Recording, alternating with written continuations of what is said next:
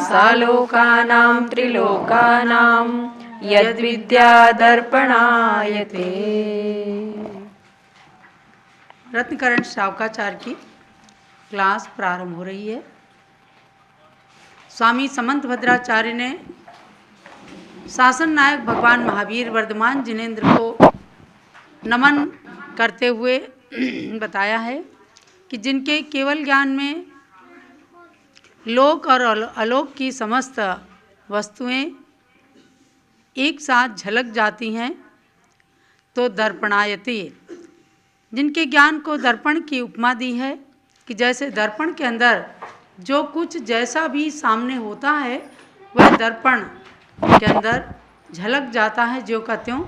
इसी प्रकार से भगवान के ज्ञान में सारी त्रैकालिक वस्तुएं, उनकी समस्त पर्यायें एक साथ झलक जाती हैं। यही केवल ज्ञान अर्थात दिव्य ज्ञान की विशेषता है। इस मंगलाचरण के पश्चात आचार्य समंत भद्र स्वामी ने प्रथम अध्याय में 41 श्लोकों के माध्यम से सम्यक दर्शन का वर्णन किया है, जो सच्चे धर्म के रूप में जाना गया। ऐसा रत्नत्रय सम्यक दर्शन ज्ञान चारित्राणि मोक्ष मार्ग के आधार पर, उसी पैटर्न पर उन्होंने सम्यक दर्शन को धर्म की उपमा प्रदान की और कहा कि श्रद्धानम परमार्थानाम आप्तागम तपोव्रताम, जो आप्त आगम और गुरु यानी सच्चे देव, सच्चे शास्त्र और सच्चे गुरुओं पर श्रद्धान करना है, सच्चा श्रद्धान करना है, वही सम्यक दर्शन है। सम्यक दर्शन के 8 अंग बताए और शंका अधिक 8 दोषों से रहित, 3 मूढ़ताओं से रहित आदि से शुद्ध सम्यक ज्ञान, सम्यक दर्शन होता है, इस बात को बताया गया। अब द्वितीय अध्याय शुरू करती हूँ। क्रम प्राप्त इसमें सम्यक ज्ञान का वर्णन किया गया है। प्रारंभ होती है दूसरी अध्याय। अन्यूनमनतिरिक्तम् याथा तथ्यं विना च विपरीता, याता तथ्यं विना च विपरीता, निसन्देहं वेद वेद यदाहुस्तज्ञानमागमिनः। हिंदी पद्यानुवाद लेते हैं। जो ज्ञान वस्तुओं के स्वरूप को ऊन रहित और अधिक रहित, विपरीत सहित संशय विहीन, ज्यों की त्यों जान रहा निश्चित, उसका ही सम्यक ज्ञान नाम श्री गणधर ने बतलाया है। और वेद उसी को भी कहते जो 4 भेद से गाया है।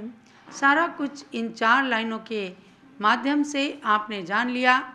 अर्थात जो ज्ञान वस्तु के स्वरूप को न्यूनता रहित और अधिकता रहित, विपरीतता रहित और संशय रहित ज्यों का त्यों जानता है, उसी का नाम है सम्यक ज्ञान। और इसी सम्यक ज्ञान को वेद भी कहते हैं।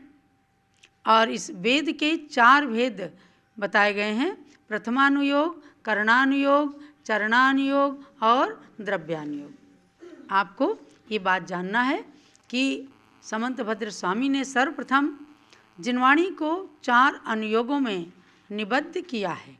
तो इसमें क्या कहते हैं? अन्यूनम, ना न्यूनम, अन्यूनम, अन्य जो जिसके अंदर कोई कमी नहीं है। अनतिरिक्तम, ना अतिरिक्तम, अनतिरिक्तम, कोई एक्स्ट्रा बात नहीं है, यानी अधिक नहीं कहा। जो जिनेंद्र भगवान ने बात कही है, अर्थात उनकी वाणी को न्यूनता रहित और अधिकता रहित और किसी प्रकार के याथा तथ्यम, याथा तथ्यम मन जैसी की तैसी, जैसा का तैसा वस्तु के स्वरूप को कहा है, तो उसमें कोई संशय नहीं हो, कोई विपरीतता नहीं हो, उसको कहते हैं याथा तथ्यम। बिना चा विपरीतात्, और विपरीत के बिना भी, भाई कोई दिन को रात कह दे तो ये विपरीतता है। अहिंसा को हिंसा कह दे, हिंसा को अहिंसा कह दे तो ये विपरीत कथन है। तो विपरीतता से भी रहित जो आगम का कथन है निसंदेहम, और जो संदेह रहित है, किसी प्रकार का उसमें संदेह नहीं है, तो आगमिनः यत आहु वेद, यानी आगमिना माने आगम के जानकार, यानी गणधर देव आदि और उनकी वाणी के अनुसार कथन करने वाले आचार्यगण, इन सबको आगमी, आगमिनः शब्द से कहा कि जो आगम की जानकार हैं, ऐसे गणधर आदि देवों के द्वारा इस प्रकार का जो वर्णन किया गया उसको सम्यक ज्ञान कहा, और सम्यक ज्ञान का ही दूसरा नाम है वेद। और वेदों को 4 रूप में विभक्त किया है, प्रथमानुयोग, करणानुयोग, चरणानुयोग और द्रव्यानुयोग। तो आचार्य श्री प्रभाचंद्र स्वामी टीका करते हुए कहते हैं तदुक्तम, उसके बारे में कहा है, सम्यक ज्ञान के बारे में कहा है, स्याद्वाद केवल ज्ञाने सर्वतत्व प्रकाशने भेदा साक्षाद साक्षाच्च ह्यवस्त्वन्यतमं भवेत्। कह रहे हैं स्याद्वाद केवल ज्ञाने, स्याद्वाद अनेकांत स्वरूप जो श्रुति ज्ञान है, और केवल ज्ञान, केवल ज्ञान माने 4 घातिया कर्मों के नाश होने पर जो आत्मा में दिव्य ज्ञान प्रकट होता है उसको कहते हैं केवल ज्ञान। यानी इस ज्ञान के होने के बाद किसी ज्ञान की आवश्यकता नहीं होती, सर्व तत्व प्रकाशने। और इन ज्ञानों के बारे में क्या कहा कि सभी तत्वों को प्रकाशित करने वाले हैं, अर्थात जिसको भी भाव श्रुत ज्ञान हो जाता है, जिसको केवल ज्ञान हो जाता है, उसको समस्त तत्वों का ज्ञान हो जाता है, यानी ज्ञान समस्त तत्वों को प्रकाशित करने वाला है। भेदा साक्षात असाक्षात च, कहने इसमें भेद क्या है, केवल साक्षात और असाक्षात, यानी प्रत्यक्ष और परोक्ष का भेद है। तो प्रत्यक्ष रूप में जानता है कौन, केवल ज्ञान, और परोक्ष रूप में जानता है श्रुत ज्ञान। श्रुतम मति पूर्वम द्वनेक द्वादश भेदम। तो और तत्वार्थ सूत्र में सूत्र क्या आया है, आद्य परोक्षम। आद्य परोक्षम माने मति ज्ञान और श्रुत ज्ञान, ये परोक्ष ज्ञान है, क्योंकि ये इंद्रिय और मन की सहायता से होते हैं। साक्षात में यूँ दिखते हैं कि हम पढ़ रहे होते हैं, किताब देख रहे होते हैं, लेकिन इंद्रियों की सहायता से, मन की सहायता से, इसलिए साक्षात देखते हुए भी इस ज्ञान को कहा परोक्ष ज्ञान। और केवल ज्ञान में किसी पुस्तक की, किसी इंद्रिय की कोई आवश्यकता नहीं होती, सहायता नहीं होती, इसलिए केवल ज्ञान को प्रत्यक्ष ज्ञान कहा गया है। तो ऐसे प्रत्यक्ष ज्ञान के लिए कहा कि श्रुत ज्ञान परोक्ष रूप से जानता है और केवल ज्ञान प्रत्यक्ष रूप से जानता है। जो श्रुत ज्ञान वस्तु के एक धर्म को ही ग्रहण करता है वह अवस्तु अर्थात मिथ्या होता है, इसलिए कहा कि अनेकांतात्मक।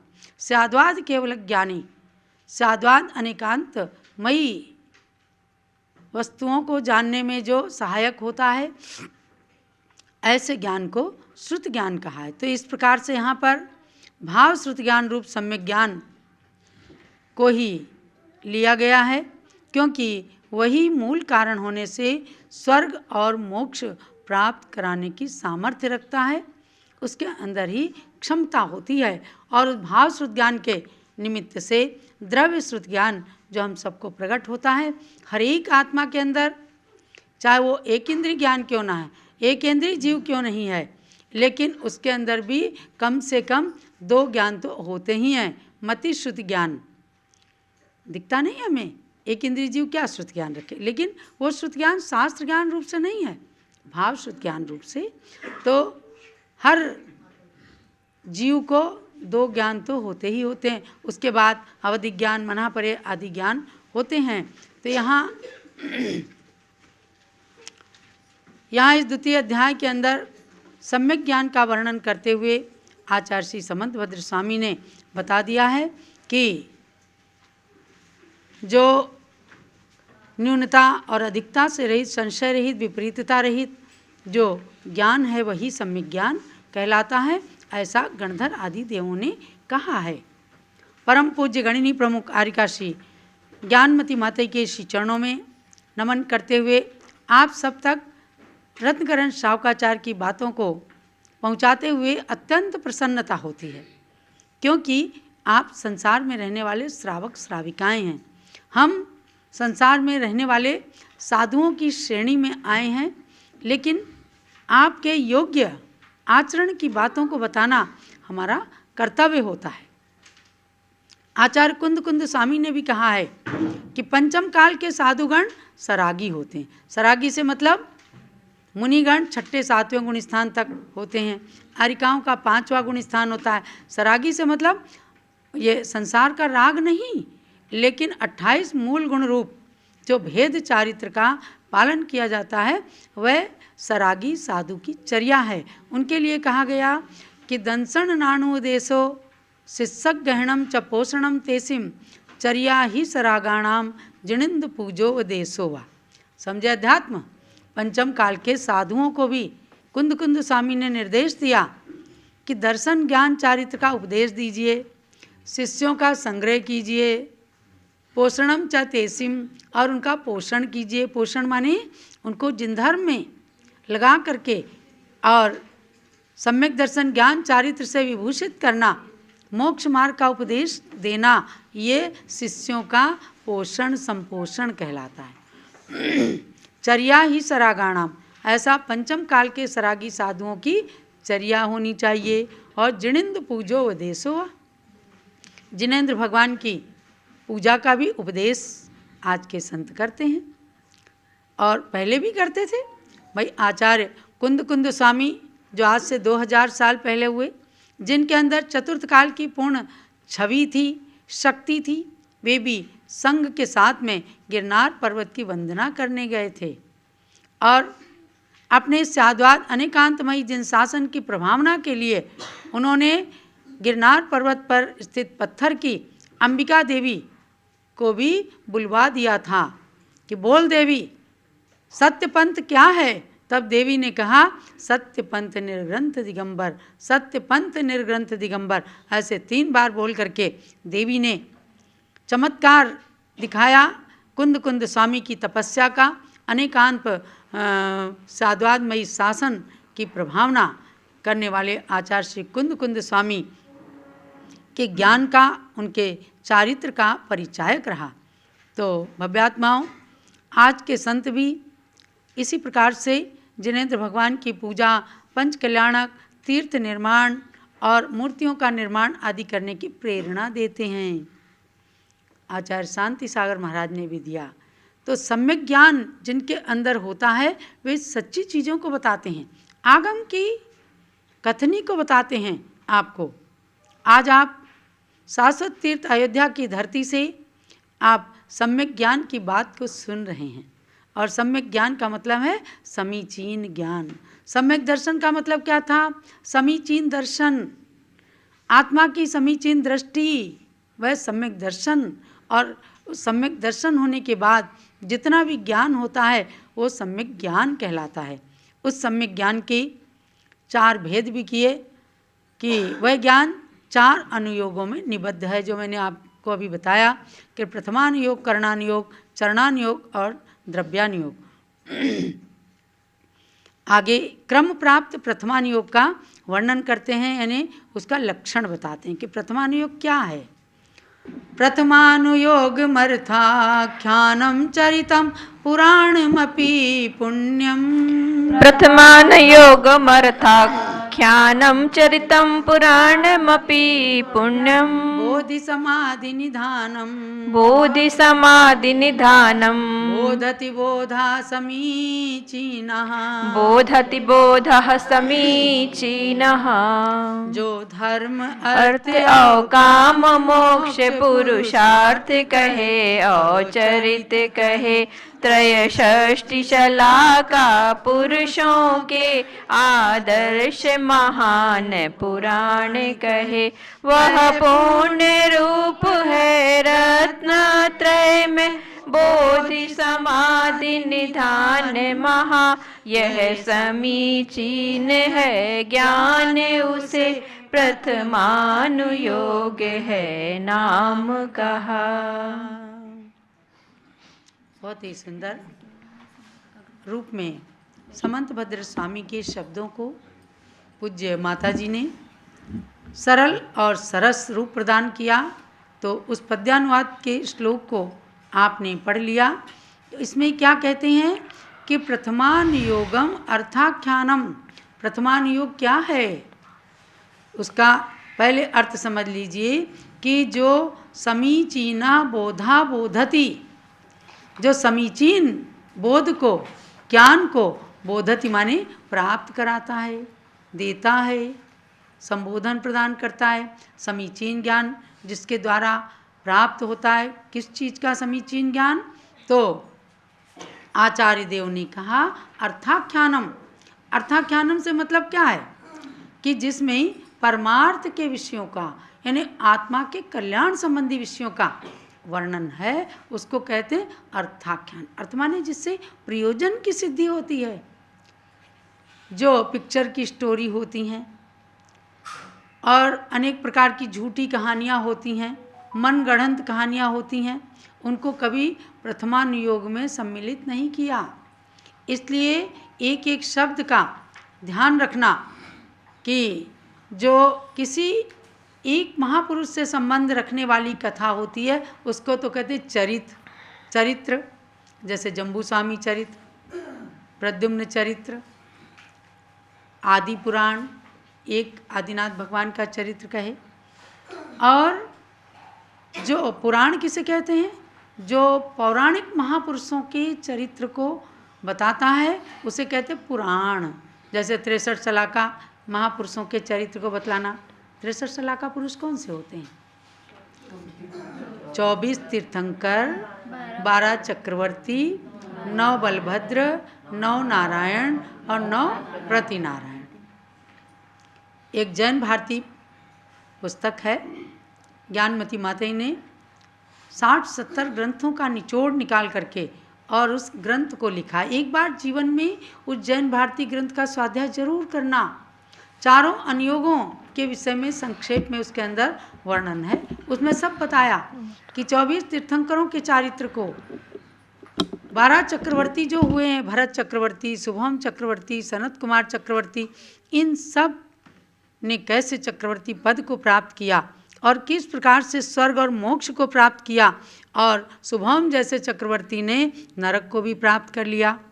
मरे राज्य में नरक लहाए, राज्य के वैभव में मर करके नरक को प्राप्त कर लिया और आत्मदृष्टि रखने से मोक्ष को प्राप्त कर लिया। अन्य कितने चक्रवर्तियों ने स्वर्गधाम को प्राप्त किया।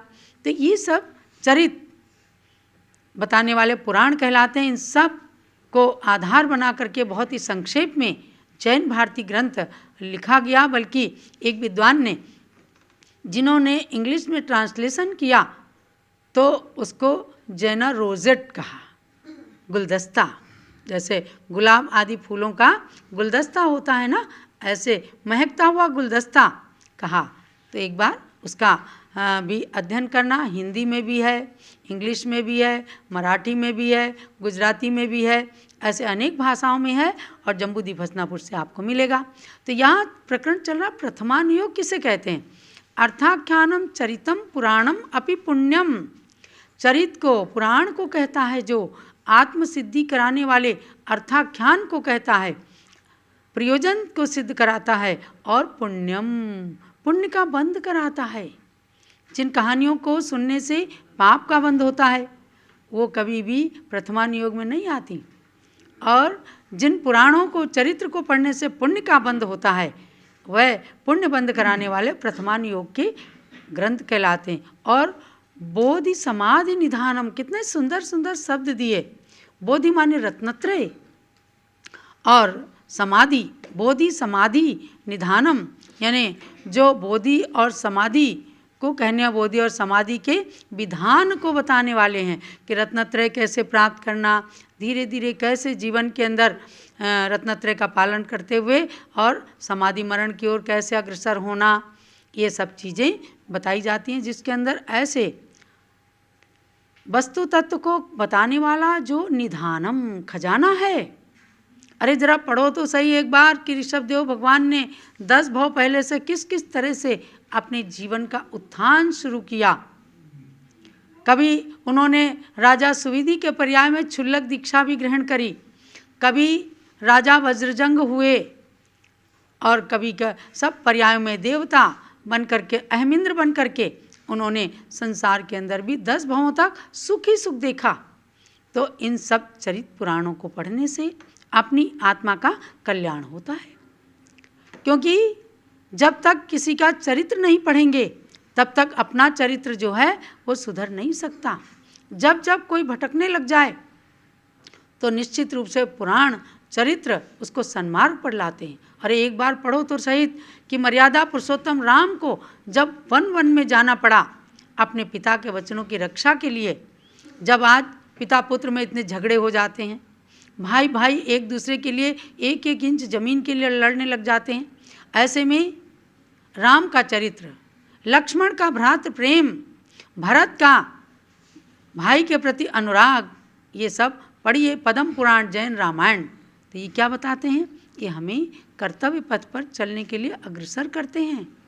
इसलिए प्रथमानुयोग अपने लिए बोधति बोधा समीचीना, समीचीन शब्द और भी बताया कि वह समीचीन सम्यक ज्ञान को प्रदान करने वाले होते हैं, यानी आत्मा का उनसे कभी अकल्याण नहीं होगा। अगर हम राम का चरित्र पढ़ेंगे, महावीर का चरित्र पढ़ेंगे, भगवान ऋषभदेव का चरित्र पढ़ेंगे, तो उससे आगे हमारे आत्मा का कल्याण होगा और हम कर्तव्य पथ पर अग्रसर हो जाएंगे। इसलिए महानुभाव, आपको इस प्रथमानुयोग के श्लोक के द्वारा कि प्रथमानुयोग का स्वरूप क्या है, प्रथम अनुयोग सबसे पहला भी अनुयोग है और जिसके अंदर महापुरुषों के चारित्र का वर्णन किया जाता है और जो समीचीन ज्ञान को प्रदान करके और व्यक्ति को दिग्भ्रमित होने से बचाता है, ऐसा प्रथमानुयोग हम सब के लिए बहुत ही कल्याणकारी है। इस बात को जानते हुए आप सबको सर्वप्रथम जो अनुयोग मैंने बताया, तो उसमें से, उस प्रथमानुयोग में से आपको कभी आदि पुराण, उत्तर पुराण, पद्म पुराण, हरिवंश पुराण, इनका अध्ययन करके और अपनी आत्मा को समीचीन ज्ञान प्रदान करने में सहकार करना चाहिए, तभी आत्मा का कल्याण संभव है। ऐसा सम्यक ज्ञान आप सब प्राप्त करें। इसी भावना के साथ सबके लिए बहुत बहुत मंगल, आशीर्वाद।